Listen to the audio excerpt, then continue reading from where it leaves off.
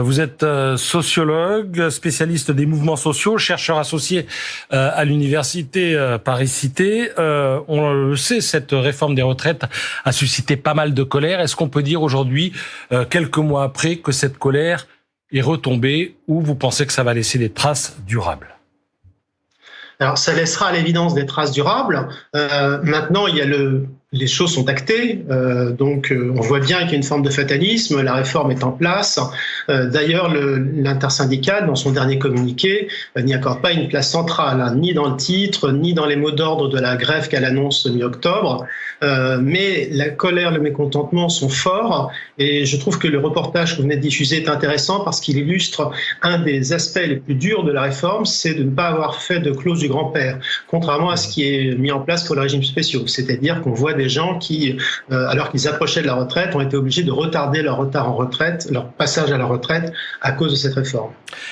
Néanmoins, est-ce que vous pensez que, globalement, même s'il y a une colère très forte qui s'est exprimée, la réforme est comprise et qu'au fond, au fond d'eux-mêmes, les gens se disent on n'avait pas trop le choix? Ou est-ce que vous pensez qu'il y a une majorité ou une forte minorité de gens qui disent oui, on avait le choix de faire différemment? Pendant le printemps, les syndicats ont gagné cette bataille de l'opinion sur le thème, sur l'idée qu'on pouvait faire autrement, qu'il y avait un choix, justement. Mais c'est toujours, voilà, c'est quelque chose de continu. Donc on verra pour la suite. Les questions de financement sont des questions qui se posent sur le long terme. Donc voilà, on verra si l'opinion, finalement, considère que les difficultés financières justifiaient cette réforme. Mais les arguments des opposants sont toujours là. Hein. Quand on voit la France est un grand producteur de milliardaires, par exemple. Hein, on a quand même désormais, c'est un honneur pour nous. Nous avons Bernard Arnault, qui est le premier, la plus grande fortune de la planète. C'est bien dû à notre système fiscal. Donc voilà, il y a un ensemble de questions qui se posent. Et je pense que la sensibilité historique des Français à l'égalité fait que beaucoup d'entre eux resteront convaincus qu'on pouvait faire autrement. Alors, quand on parle de plus grande fortune, je précise quand même que c'est potentiellement, eu égard à toutes les participations qu'il peut avoir dans nombre d'entreprises et notamment ce que pèse son groupe. Mais ça reste néanmoins virtuel, même s'il a de l'argent, je vous le concède. En ce qui concerne les critères qui permettront de déterminer si cette réforme est efficace, il en est un qui est important, c'est le travail des seniors. Est-ce que le gouvernement, là, doit compter sur, on va dire, la complicité ou l'aide des entreprises, et notamment des grandes entreprises qui ont parfois tendance à se séparer un peu plus tôt que prévu des gens qui approchent de l'âge de la retraite? Alors c'est un mal français de se séparer des seniors, de perdre leurs compétences, et donc il y a souvent un problème de tuilage. Et on l'a vu par exemple dans l'industrie nucléaire. Une des problématiques que nous avons avec les EPR, c'est bien qu'on a perdu des compétences dans des métiers très spécifiques comme la soudure et que ça ne se réinvente pas.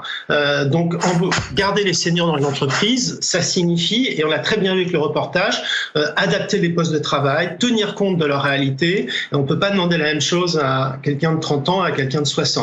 Voilà, il faut.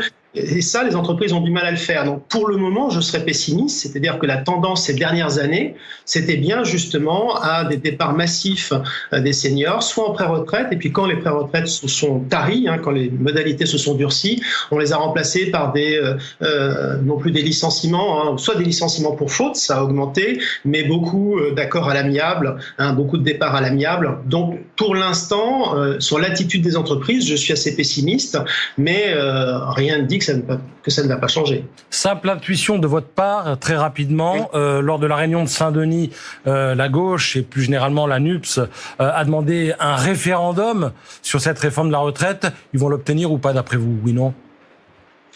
Clairement, ils ne l'obtiendront pas parce que justement, cette bataille de l'opinion, pour le moment, ce serait trop dangereux pour le président. Et il n'a qu'un intérêt et qu'un objectif, c'est de tourner la page, de parler d'autre chose. Ce qui me frappe quand même, c'est qu'il ne tourne pas complètement la page puisqu'il nous annonce pour l'avenir revenir sur la question de la retraite à points, donc encore mettre la question des retraites sur le tapis. Je pense que c'est un peu une rodomontade, mais c'est assez frappant de vouloir de sa part rediscuter de cela. Merci Laurent Fragermain.